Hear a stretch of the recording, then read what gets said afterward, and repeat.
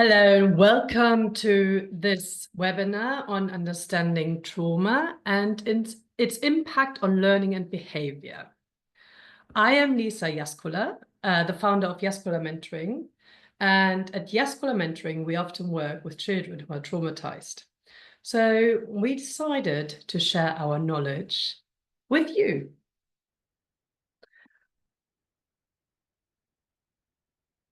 We have quite a long list of contents today. There are quite a few really important aspects about trauma and understanding the deeper mechanisms and what we can do in order to support our children and young people in schools. I will try and get through this nice and smoothly in 1 hour, but I hope that this will give you a nice introduction in how to work with traumatized children and young people.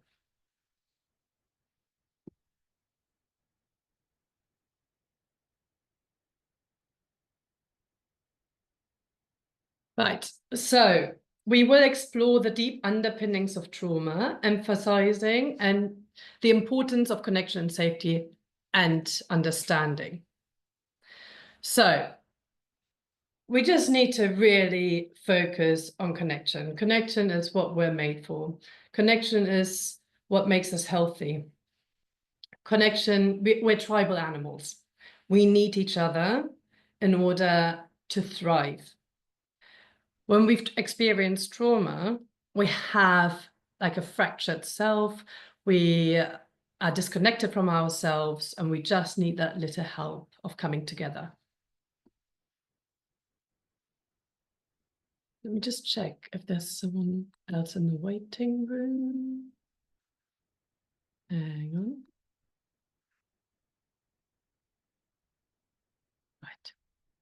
Right. Okay, we carry on.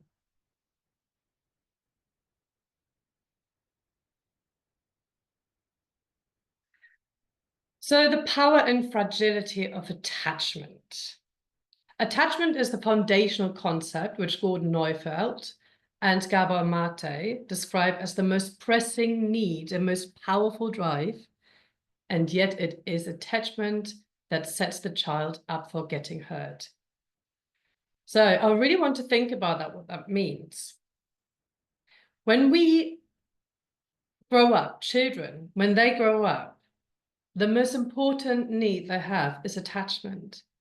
Tiny little babies, when they're growing up, when they're coming into this world, they're dependent on us. They need us. We need to respond to them no matter what. Whatever their need is, we need to figure it out for them because they have no idea what it is. Hang on, we have someone waiting. I'm just going to let them in. Hi, Ivana. Welcome. I will carry on with the presentation. So we are so dependent on our caregivers that they will be there no matter what, that they will see us, that they will hear us, and they will console us, they will co-regulate with us. We have no idea what's going on when we've just come into this world.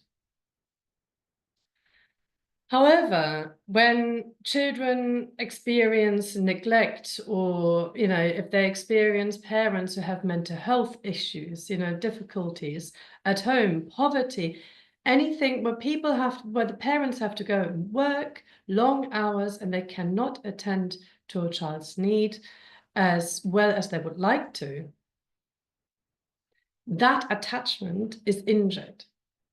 And that will set up the child, how it will see itself and how it will view the world.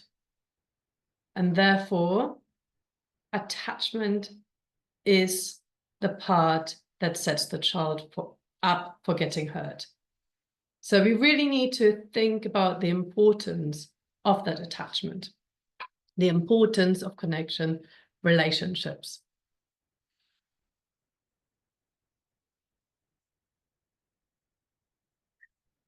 So attachment isn't just the glue that binds, it is the context for all development.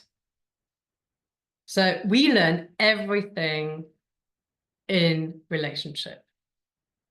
Even at our toddler stage, we are now not as dependent as we were as a little baby. We can now say what we need, and we could ask for our needs from other people.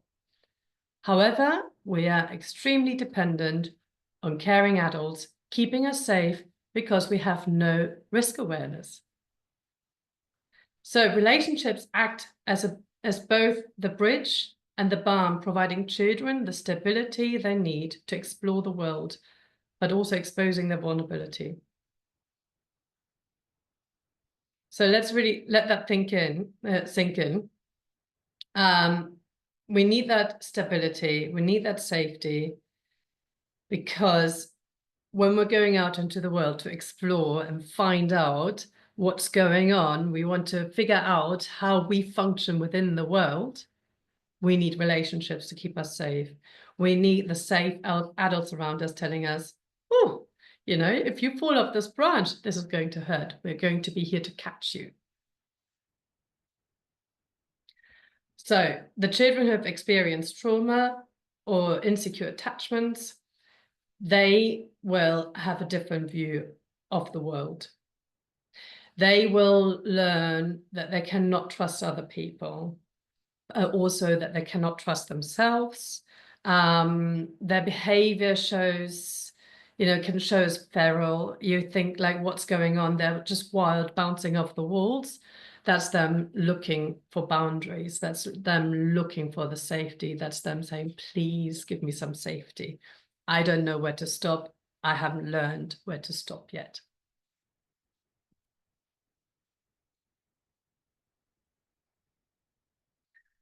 So I would like to know from you how understanding the depth of attachment might shift the way we respond to challenging behavior. And I've only just sort of scratched the surface of attachment. But if we dug a little bit deeper and really thought about our attachments we have with different people, how would that shape? Like how do we see ourselves in challenging situations? Yeah, I would like to know what comes up for you.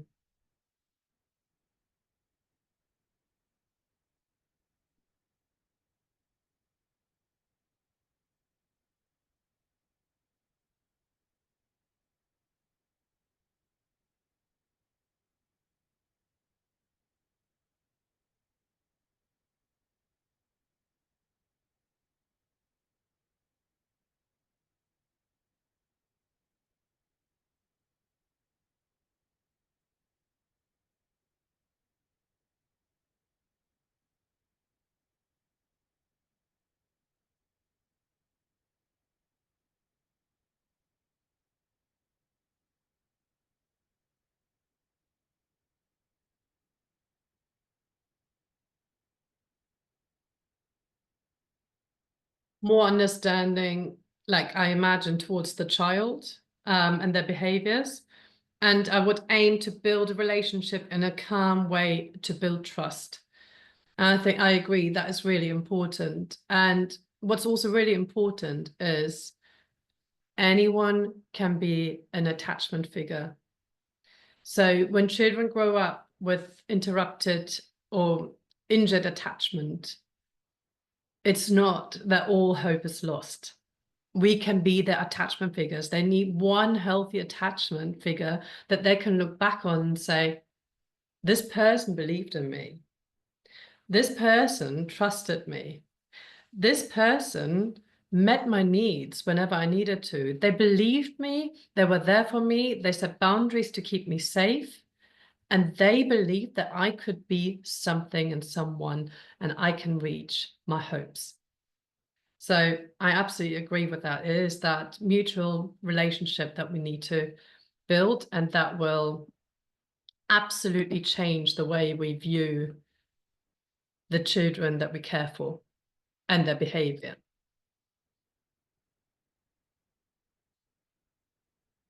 So trauma's blueprint on the brain, the triune brain. I don't know if you've heard about the triune brain before. Understanding the different parts of the brain is really useful. because trauma changes the brain structure and it leaves its traces in our emotional landscape, but there is a physical change in the brain. The good thing is, yes, trauma changes our brain structure, but connection, safety, and consistent support also changes the brain structure. So we need to remember that the brain is malleable. With our support, with our help to the children and young people, with our real connection and attunement and understanding, we can change their brain structure. How amazing is that? I mean, it's just incredible. So that neuroplasticity gives us hope to get the children out of their shadows of trauma. So when we think about the triune brain model, I don't know if I can show you. Can you see where I'm pointing when I move the cursor? Yeah, okay, great. So at the bottom here, we have the brainstem. That's for our basic survival function. It reacts instinctively to perceived threats. This one here, the limbic system, is the one that detects. It's like the meerkat looking around saying like, I want to be safe. There's the amygdala in there, the warning system that says, I'm looking out for any threats in this world. When our attachment or when we've experienced trauma, then this amygdala is just a little bit hyperactive and says, oh my goodness, I just need to keep this person so safe. I'm going to look around for danger, danger, danger. Oh my goodness, someone's just given me a look. This is dangerous. I'm going to completely lose it. But the limbic system's communication channel, hang on here, is much shorter to the brainstem than to our neocortex, which is for thinking, for reasoning, for executive functioning, for planning, and even the Broca's area is in the neocortex, which is responsible for speech and language. So when a child is in distress, this goes offline. There is nothing going on there anymore. There's no thinking, there's no planning, there's just survival, and those two are working together. It takes a few milliseconds, I can't remember how much longer, but like just a fraction longer to get the message to the neocortex of like, oh, okay, that was just a look. It wasn't a real danger. And maybe I misinterpreted it. However, the children that we work with that may have interrupted development, they might not have their neocortex developed yet, which means we as adults need to lend our thinking brain. We need to do the thinking for them, and we can only co-regulate with them. We can co-adventure with them. However, the thinking part needs to learn or feel safe enough to come down again. I would like to show you the hand model that Dr. Daniel Siegel came up with. So he came up with a hand model, which is like the brain. We have the brainstem here. Inside, we have the limbic system, the amygdala.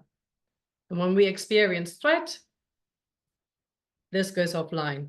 You can see the distance is quite far away. There's no connection there. It's connecting to here, to let's run away. Let's fight, all the survival mechanisms. And then through safe relationship, we're coming in with a hug or, you know, like a soothing voice or just a calming presence, just being there, witnessing the turmoil, because it's scary for the child as well. Because if you're in survival, that means you must be in real threat. That means the child is experiencing real threat, that it needs to survive for life. Yes, we might see it was just a look. There was nothing dangerous. But if this child has learned that the parents and caregivers, for example, have just looked at them in angry ways and disgusted ways and not loved ways, then any look might feel unsafe. Just really, really important to remember. What we see is not exactly what the child experiences. Are there any questions at the moment? Okay. So, in a child impacted by trauma, the higher reasoning brain takes the back seat. So I've just explained that the neocortex goes offline. So there's also what I wanted to say, because the speech and language part is in the Broca's area, in our prefrontal cortex. If you go up to a child that has just maybe even trashed the whole room, and you go up to them and say, why did you do that? And usually the response is, either, F off, or, anger, or no response, or just tears, or I don't know. And often they can't remember because the thinking part wasn't connected. It's not there. But also they cannot talk about it because the speech part is deactivated. We're only in survival. So these are protective behaviors. And I think that's also, we need to remember that when we see children in distress, when we see them, and young people, when we see them doing things that repulse us, that push us away, that confuse us, these are protective behaviors. The only thing we can do in that moment is to deactivate everything that we thought we believe in, deactivate everything, every reasoning, because we've got to teach them right now. It's not going to be possible. We really, really, really need to make them feel safe. We need to be by their side and switch off all judgment. We can go back to that topic 2 hours later, or maybe a day later, or a week later, depending on how much recovery they have to go through. This is stressful for the children and young people. They're not having fun doing this. They're not doing it to teach us a lesson. They're not.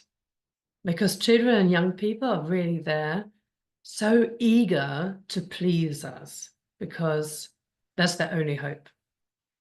If they can't do that, and they're showing us the worst, that's all they can do because they're surviving.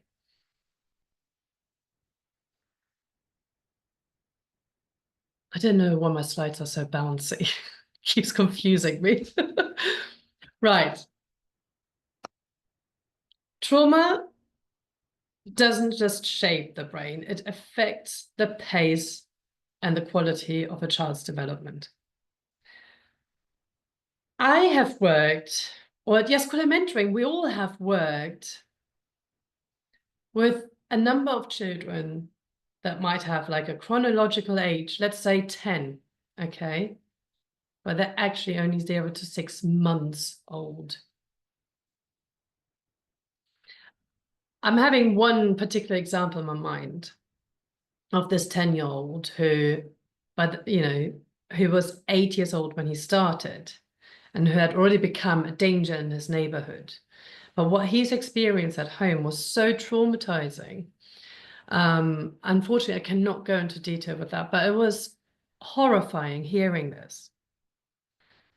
Just for me, that set my nervous system to sensitive. Like I could feel the discomfort in my body. I could, just categorize it again and know that this is not mine. But the compassion I felt for this child was huge, knowing that. Yes, he became a danger in his neighborhood. There was police involvement. I think it just shows how much he was holding inside. It wasn't safe enough to let it out at home. There was no one there to co-regulate with him. So he's taking all that survival energy. If it can't come out, it stays in the body, but it will come out eventually. And he took it out into the community. All that energy, all that aggression, all that survival that needed to come out of his body, he took that into the community. We also have children that have experienced significant trauma or neglect or complex PTSD, where trauma happens over a long period of time. If it's not safe enough to process at home and then at school, because at school we need to function, we need to learn, we need to do this, we need to be good, we must stand in line properly, we need to have our uniform on properly, we switch ourselves off. Those children are numb. And when you switch off one feeling, you switch off all the feelings. But when they turn teenagers, that's often when a big trauma behavior bubbles out. And then to such an extent that you need professional help. Where it's scary for the young person themselves, but also for everyone around. It can be self-harm, it can be harming others, it can be absolutely completely withdrawn.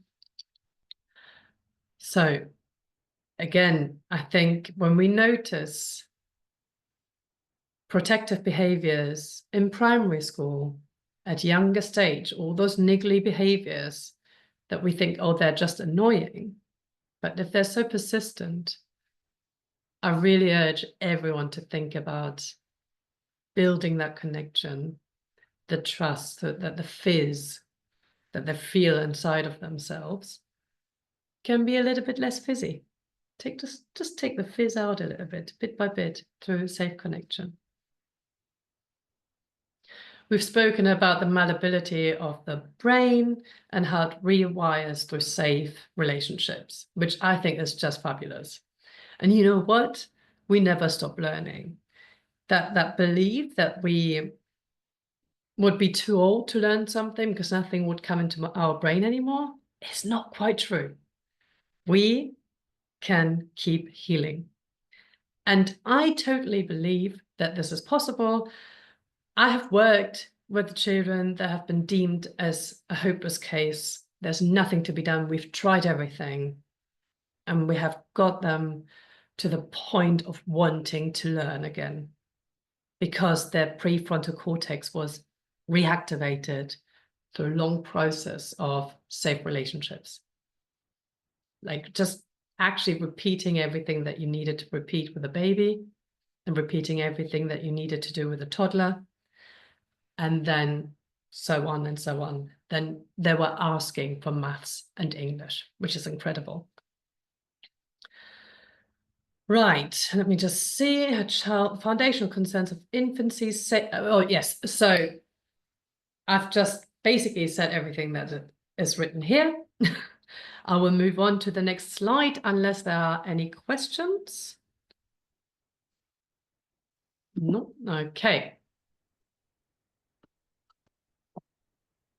So practical insight.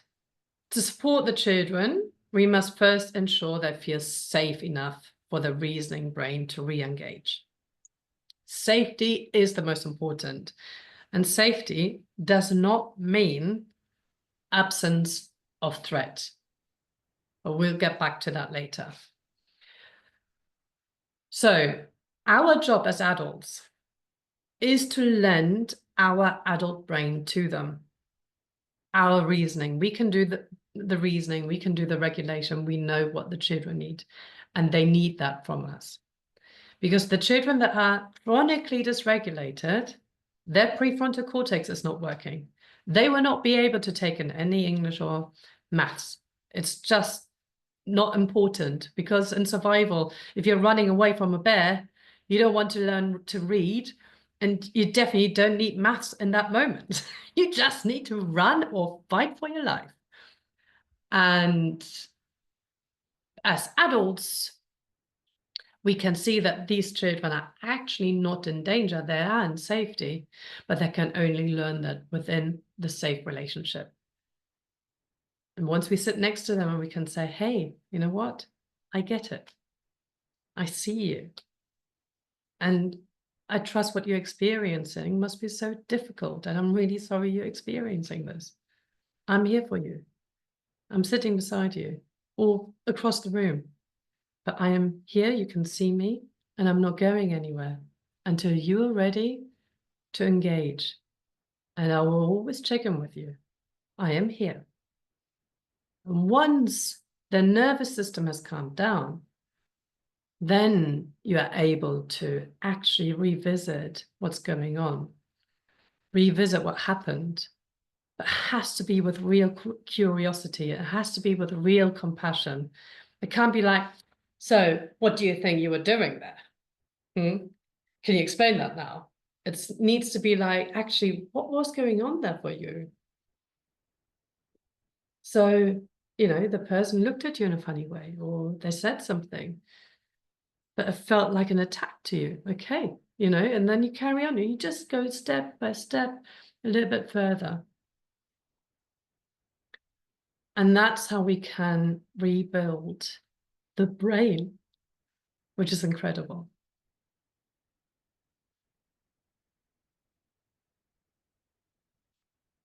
So we're still on the topic of safety because it is so incredibly important. As I've mentioned before, safety does not mean the absence of threats. For traumatized children, safety involves consistency, predictability, and emotional attunement. I think we've heard that a lot. But what does consistency and predictability look like? I know in a busy school day, you know, lots of things are going on. You have to look after 30 children at the same time. It is difficult, yet you still have a structure. Having a visual timetable is so useful for children and young people just to know what's happening next. They know exactly, they know what's coming next. It's really, really important. And, you know, they're able to be, have reassurance from a safe adult, either a teaching assistant or the teacher, or maybe someone else within the school setting where they can check in and say, hey, I'm just feeling a bit meh. You know, often it's the caretakers as well. I think it's worth thinking about how you can involve the caretakers in this role, because they have a different agenda. They just follow their own agenda, and the children know it's got nothing to do with them, so they don't feel like everything is pointing just at the child. It's like, oh, I'm actually helping him. Okay, that's cool. And what they will do naturally is that side-by-side work. It's like, yeah, okay, we work together, and doing something with the hands, really, really important. Just take the mind off. So what a lot of the children that show their big discharge behaviors, they have such a hostile environment within themselves. The voices they have in their heads about themselves will not be kind. It'd be the judgmental voice. It'd be the, I'm dangerous, I'm useless, I'm not smart. Why should I care about this? I don't belong in this. So belonging, a sense of belonging, creating a sense of belonging in the schools will make such a difference of how a child will feel. And it might take some time to trust, like, really? Really? Me? You want me here? I belong here? Really? And they will test it out a few times. And you might just think in the beginning, oh my goodness, I'm trying everything. But with persistence and consistency and predictability, those routines will pay off. For children who have experienced a harsh environment on the outside and then on the inside, they might find compassion, goodness, kindness, anything like that towards them scary. They might just turn away and inwards and might not be able to know what to do with that. So again, it's like allowing them to learn to feel safe in a safe relationship. So what I would like to think about is what can we do to make or create safety within the classroom? So what kind of structure can you offer? Boundaries, like how do you set boundaries? How do you welcome? How do you create belonging? How do we feed in those moments of connection for the children that need it so much? How can we create curiosity rather than judgment within the class community? If you could write that into the comments, I would really appreciate it, just to see what you think, because we can only grow our mind if we all think together. And then whilst we're thinking about it, think about 3 specific actions you could do.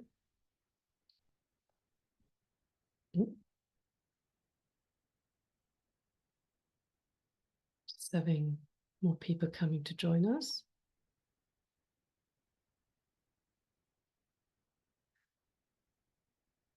What are 3 specific ways we can enhance safety through structure and emotional attunement in the classroom? So if you just share that in the comments, that would be lovely.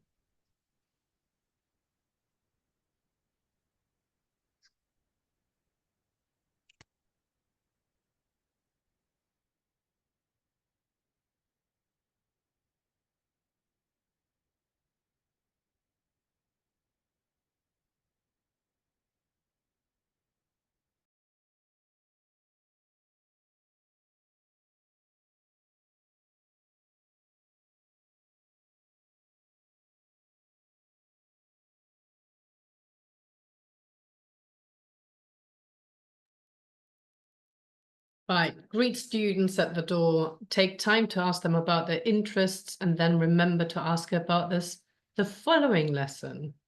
Displaying work of all abilities, send postcards to parents and students to celebrate success. Oh my God, I just love this so much. Yes, like the welcoming them to the classroom is the most important thing. And each and individual child just needs to have that personal greeting. Oh, just knowing as you turn up at school, maybe your uniform is a little bit scruffy, but there's someone at the door who says, I'm so happy to see you and I'm so glad you're here. Please come in and I can't wait to teach you. Wonderful. Knowing about their interests, exactly, it's that part of being special, what we're supposed to be learning when we're babies. Oh my goodness, you are just the most amazing little thing. I remember when my daughters were born, I thought they were the smartest human beings on earth. I was like, they're wise, they have the wisdom. So yeah, we've just got to make sure that we make the children feel the same way when they turn up in our classroom. Oh my goodness, yes, you've eaten the wisdom with spoons. Just, like it's that hugging them with our warmth. Displaying work of all abilities. I love that as well. And yes, I agree. It's just sharing the effort, sharing the work, sharing what they've put in. And I've once come across a lovely idea. It's called the proud wall. So instead of the teacher choosing what to hang up, it's the kids. When they've created something, they put their own work up and they're just saying like, here, I'm putting this up because I'm proud of this. So it's again kind of like creating that showcasing, but the teacher as well showing, validating, look, this is incredible work. I love that, because some children will find it hard to say, I want to put something up. The children that are so lacking their confidence, they might not put something on their proud wall because they think, oh, this is probably not good enough. So again, that's having the co-regulatory part of the teacher who says, hey, let's do it together because this is really worth hanging up. This is beautiful. And sending postcards to parents and students to celebrate success. I just love that so much, because the relationship between the parents or with the parents is so important. Often the parents only get a phone call home saying, oh, little Jimmy has been a little bit naughty and didn't do what I've asked them to do, and da da da da da. But sending positive postcards home will make all the difference. It will just be building a little bit of the village that we're all missing. It's that little connection of, hey, okay, I don't get to bump into you anymore because we haven't got the village anymore, but I will make an effort of bumping in by postcard. And I just want to share how amazing your child is. Beautiful. So bouncy. So the dance of rupture and repair. It's one of my favorite concepts, really. Rupture and repair is part of what we will always be going through in our relationships. Rupture is part of life. And that's where we need to remove our stress and our shame and guilt. As long as we are doing our best, but we are also human as teachers. Yes, sometimes we might snap. Okay. Sometimes we might not have enough time to listen and we might just send them away. It's part of growing up, and that's okay. But that's where self-reflection comes in. If we notice that we may have reacted a little bit harshly to a really sensitive child, we can repair. And for traumatized children, especially, the repair process is so important because they may have never witnessed what it feels like to have something repaired. They may not know what it feels like for someone to say sorry or recognize that something they said or did may have caused discomfort within them. And we often expect the children that lash out at big time to say sorry. Come on, say sorry. And they might not know what sorry feels like because they've never seen someone be sorry to them. They have not felt it. So rupture and repair, it's just something I always have in my mind. If a rupture happens, it's kind of like, okay, fine, it happened. Move on and see how we can repair. I'm just noticed that the time is moving fast, so I shall also speed up a little bit. Yes, I've spoken about this. Then Friedman said, in attuning to another being, we bring a feeling of empathy with another's feelings as a kinesthetic and emotional sensing of another. So it's the real attunement, the real connection. It's the way where we see the other person, the child, for who they are, deeply within, so that the child can learn to trust themselves, but also to trust others. I think we'll skip the sharing of the stories, but if you wanted to do it within your groups and your teams, just think about some of those moments where a rupture happened, where you did something, said something, or the whole situation was just a little bit murky.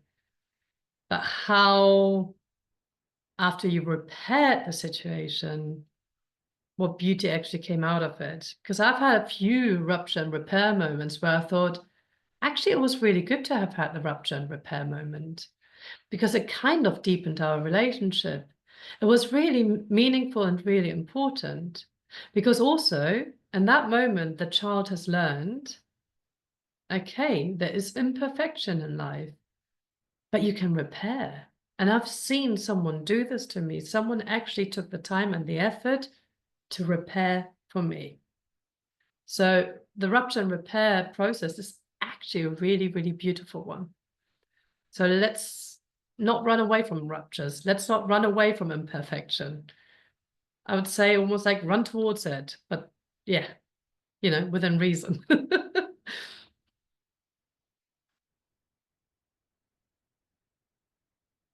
So understanding the protective behaviors.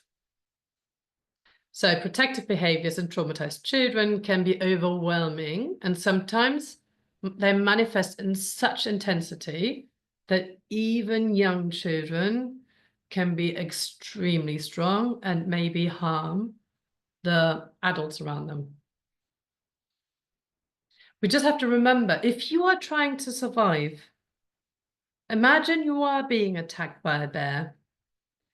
Or you have to run away from either you want to fight the bear, but the amount of strength that will be activated in your body will surprise you and might even scare you when you suddenly think about it, or the speed that you might be able to get into. Even if you were trying to do your fastest sprint, you would never get there, but because you're in survival, that's a new level of speed. So I think here, again, it's important to know that the strength that will come out of the children can be so overwhelming that also our own nervous system gets activated into survival. And here I really want to stress, it is important to remove the shame from yourself as well, because you might suddenly feel scared and you might feel ashamed because it's only a 6-year-old child. Or you might have in your inner vision that you actually want to grab them because you want to defend yourself. And here again, it's important to remove the shame, because obviously you are in this profession and you're telling yourself, I would never harm a child. But these visions can happen.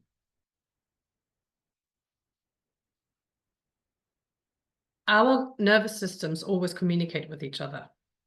Always. Like you can go into a room and all the people, let's say a waiting room, and the people sitting there, all their heartbeats will have adjusted to each other, which is really fascinating. And as you walk in, your heartbeat will also adjust to the room's heartbeat. We are all connected. Our nervous systems are communicating. And the more you start bringing awareness to your own body and the body sensations that's going on in you, you will start noticing that when there's a highly anxious child, you might suddenly feel anxiety within your own body. You are picking up the vibes. And the more you recognize where it's actually coming from, you are able to separate what is, who these different emotions belong to.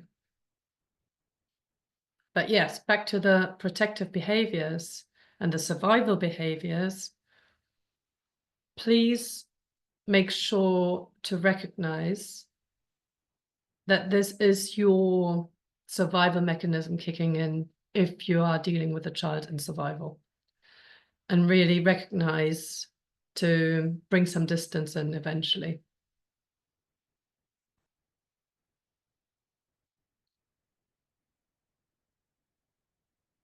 So when the child's survival instincts are activated, our own nervous system responds. So as I've just mentioned, right, we are tribal animals. Our nervous systems communicate. We are dependent on each other for survival.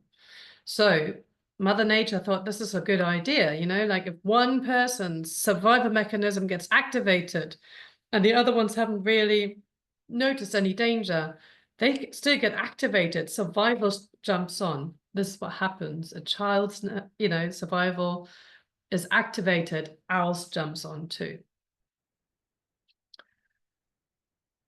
So just really, really, really, really keep that in your mind. And it's fascinating, because also what's fascinating is, because of our nervous systems communicating with each other, the more self-care we do, the more we're actually caring for others, because the more we actually look after our own nervous system through exercise, healthy food, healthy sleep, you know, healthy drinks, doing time, taking downtime for ourselves, and our nervous system is so smooth and relaxed, the next time we get into contact with a child who's distressed can actually feed from our relaxed nervous system, okay? Because our nervous systems communicate. And the more relaxed our nervous system is, the more the child can feed from that and sense the safety. So self-care is really not selfish. Understanding protective behaviors, the practical guidance, create opportunities for reflection and supervision to process these interactions. This is super important. We do need to take time to process those moments. We need to take time to talk it through, either with a supervisor or within the team. If you can do peer supervision, then that's wonderful. But also take time to really reflect and really think about what these different behaviors communicated, because we all know behavior is communication. But really think about, what did that child need in that moment?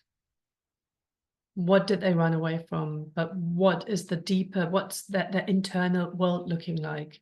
I really like one reflective exercise. If you had a stressful moment with a child, a moment that confuses you, maybe, you know, and maybe felt so personal, write a letter from the child's perspective to you. Really think as if you were the child and you wanted to explain what was going on for you. And it does something really funky in your brain of like how you suddenly get deeper and deeper into the compassion path. I think that's a really, really beautiful activity to reflect on a child's behavior. There was something else I wanted to say, and hopefully it will come back to me. But yeah, so filling up our own emotional cup is super important when we work with children in distress and children who are often having like a fizzy nervous system. We really, really, it's super important. It's like essential, really. If we don't do it, we're going to be snappy and we are just going to repeat what they've experienced anyway, and we're just going to reaffirm their inner voice. So just think about, how are you already filling your emotional cup? I'm not going to ask you to comment, but just take a moment to think about, do you look after your own emotional health? And what could you add or take away to actually just make it a little bit more wholesome?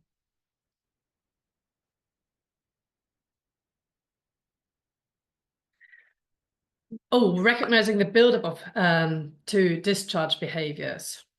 So any big outburst, any big dysregulation, I would say, has already sort of like 20 steps before. No dysregulation, discharge behavior happens out of nowhere. It's just how it is.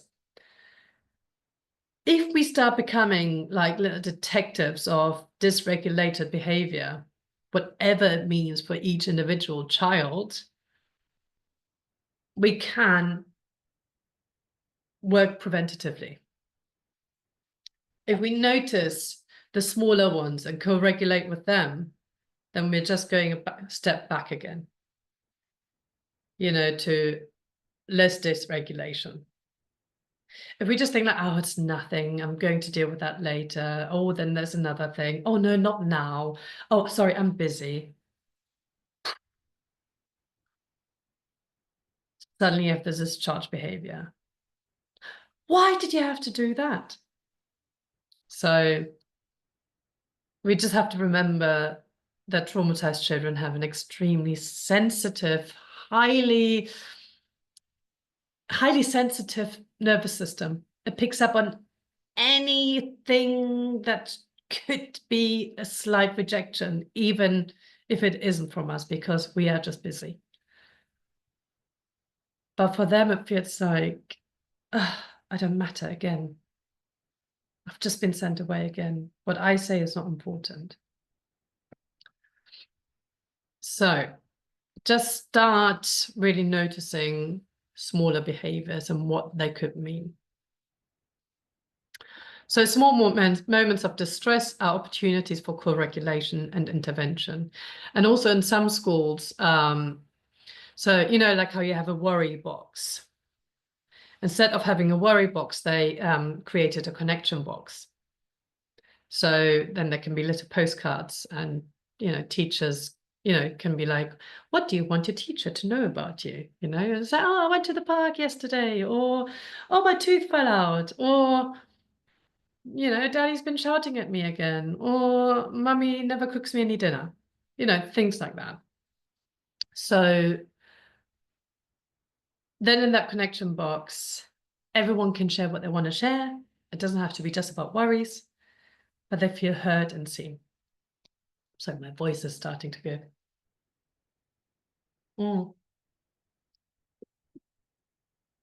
So recognizing any small, minor moments of dysregulation shows a traumatized child that they actually matter.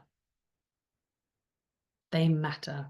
They're important because they don't know that yet. So we need to keep telling them through our actions. So always be open, present, non-judgmental, and really just, I've once explained it before, well, many times actually, that we have a flame of self inside. And, for any like regular looked after child, the flame is like nicely burning and it gets encouraged and it's a nice strong flame, but it's also not dangerous because there are boundaries. But it's like a nice little fire that sparks up the eyes. For traumatized children, that flame is so tiny that anything could just blow that whole flame out and then that self is gone, or it'll be so hard to relight. And I think that's what we need to really remember, how fragile their sense of self is, and that we need to gently fan it. Too many strong compliments, oh, it's too strong a blow. Really gentle, so that that flame can light up a little bit more. Oh my goodness, I think my voice is telling me it's an hour, I think. Yes, it is. So in your groups and teams, think about a challenging situation for small signs of distress and what could happen to change the direction. Excuse me. Just a moment.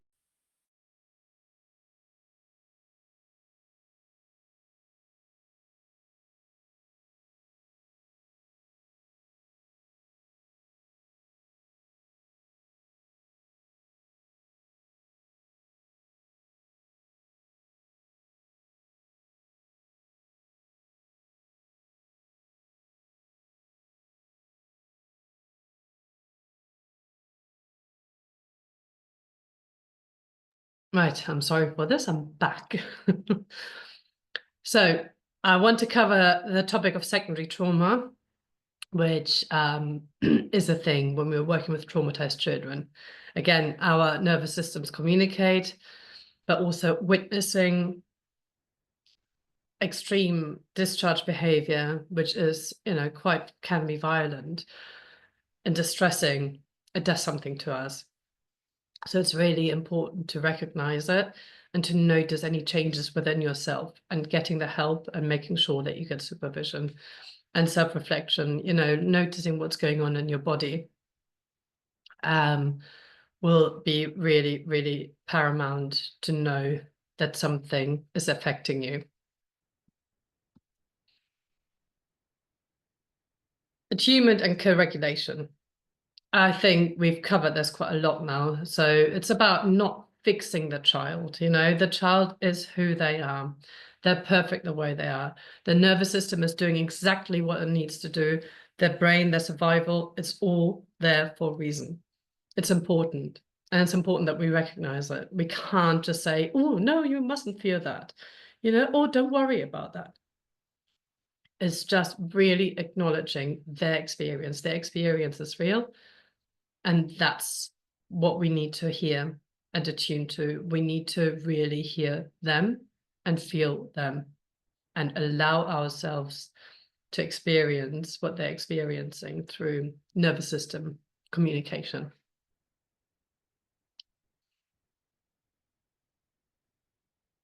So Dan Siegel says, the observed takes in the observer, having taken her in, and the two become joined. This is resonance. I think that describes it really beautifully.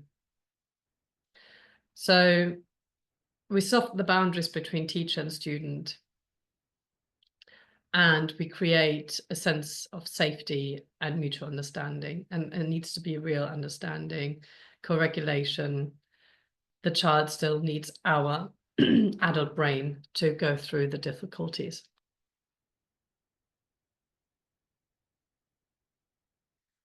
So here I would have moved on to doing some grounding exercises, but I will just share them. You can write them down.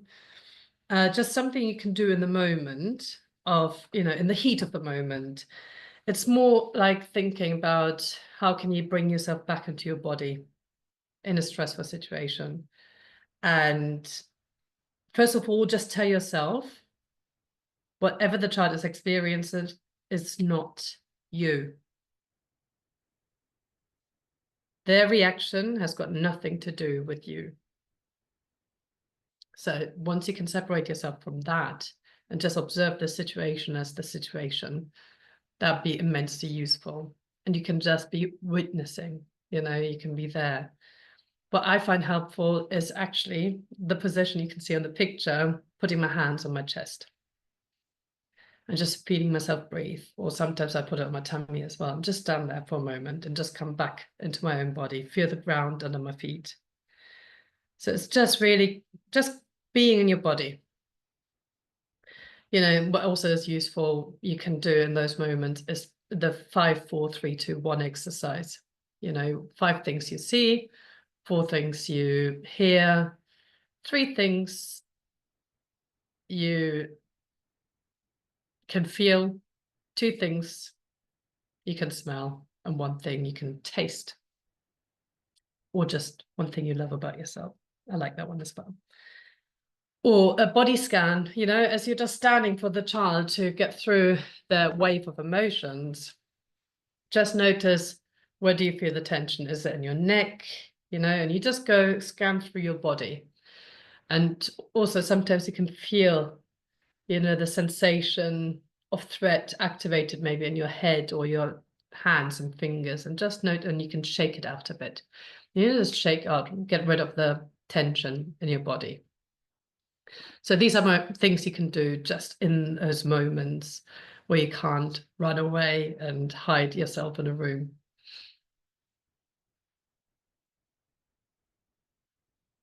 Replacing shame with curiosity, that's, for you and the child. It's that whole narrative that children carry inside. I'm broken, I'm worthy, I'm not good enough, I'm meant to be bad and all that. So it's really going in there with curiosity, like just what is the behavior protecting? And I think again, it's that flame of self, that fragile flame of self is being protected. Boundaries, the dance to tears. I think we're coming to the end now. Good. So the dance to tears. I really like that expression. And that's coined by Gordon Neufeld and Gabor Mate, where they're saying dance the child to his tears, to letting go, and to the sense of rest that comes in the wake of letting go. It's where we are very matter of fact of like, yes, little Paul didn't like it when you hit him. And that's why he walked away. We're just stating what's happened without the shame. Then they're like, he's not my friend anymore. And, we just help them through this, this process of grief of letting go of that fear, and once they're going through that, sometimes they just need to go through that wave of tears, dance them through it. And then you come out and you can lend your adult brain again. And then you can talk it through and actually, you know what, you wouldn't like it if you got hit. And, and that's why little Paul just walked away. And, it's probably just to keep himself safe. And, once we talk it through without the shaming part, we can set new boundaries and say, like, if you want to play with a toy, can't hit, we've just got to set a boundary, we've got to ask, we've got to find ways. We need to build that new narrative. We need to build a new vocabulary. We need to build new scripts for these children because they haven't got a clue. They don't know. They haven't been shown this. So boundaries are really important. And I put it in here because often I've noticed when we think about trauma-informed care, we sort of let kids get away with things. And it's like, oh, wow, they're traumatized and they're having such a tough time. And so, no, we can't put a boundary there, like poor them. It is really, really important that we put boundaries down. But it's not about punishment. It's about how we communicate it in a compassionate way and just bring that loop from boundary to relationship to a new script so that the neocortex is just getting a little bit more activated. Right, any questions? No, good. So we've got the closing thoughts. Trauma is not the end of the story because of the brain's incredible neuroplasticity. Growth is possible. Yes, recovery is possible. So let's remember support, attunement, and nurturing relationships in traumatized children can rewire the brain. Understanding, attunement, and connection will help them heal and thrive. Challenging behaviors are not meant to push us away, and they're never about us. They're just really there to draw us closer to the child. It's counterintuitive, but that's exactly what it is. Stay curious, compassionate, and reflective. And when we feel felt, two individuals become we. That's what Dr. Dan Siegel has said. So remember that we always lend our adult brain to the children and young people in order to build a new narrative, new skills. We cannot expect them to know for themselves. And that's really it. Thank you so much for attending. Oh, hang on, there's something in the chat. Oh, thank you. I thank you too. Thank you so much for being here. And